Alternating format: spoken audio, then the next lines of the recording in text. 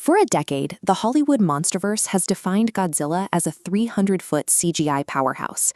But in Japan, Toho Studios recently pivoted, stripping the monster back to an intimate, grounded threat. This character-driven approach resonated globally, eventually securing the franchise its first-ever Academy Award for visual effects. With that momentum, the first teaser for Godzilla Minus Zero arrived, appearing at first glance to be a direct, predictable follow-up to the studio's recent successes.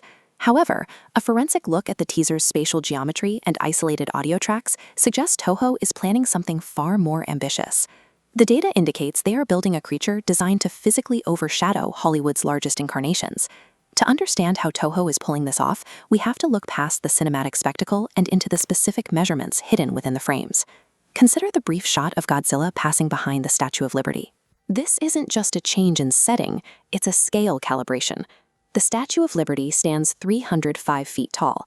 Angling the camera upward creates a forced perspective, making it imposing. Because Godzilla is behind the island, spatial recession applies. Extending geometric projection lines past the statue reveals the monster's height reaches approximately 525 feet. At 525 feet, this version of Godzilla is nearly double his previous size, officially making him larger than the 393-foot American Monsterverse version. This poses a biological problem. For a creature to double its mass in only 2 in-universe years, an extreme external force is required. If we isolate the teaser's background audio, we can hear American voices frantically issuing an order for third drop.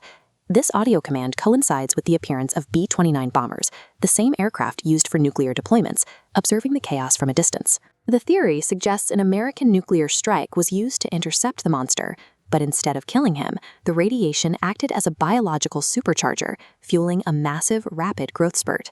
Humanity's attempt to use its most powerful weapon mutated a local threat into a global disaster. The teaser reveals a physical discrepancy. Comparing the models, one version has prominent shoulder spikes, while the other is completely smooth.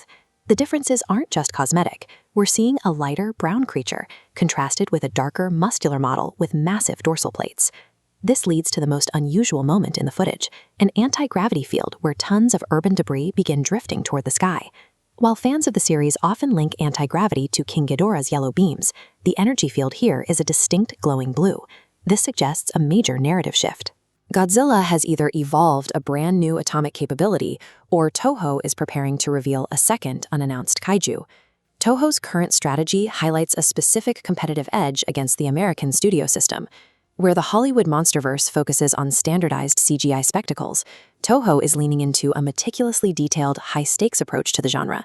They use spatial geometry, historical references, and biological evolution to build a sense of scale and dread that persists long after the action ends. Minus Zero demonstrates that a massive sense of dread and scale is built through narrative precision rather than sheer budget.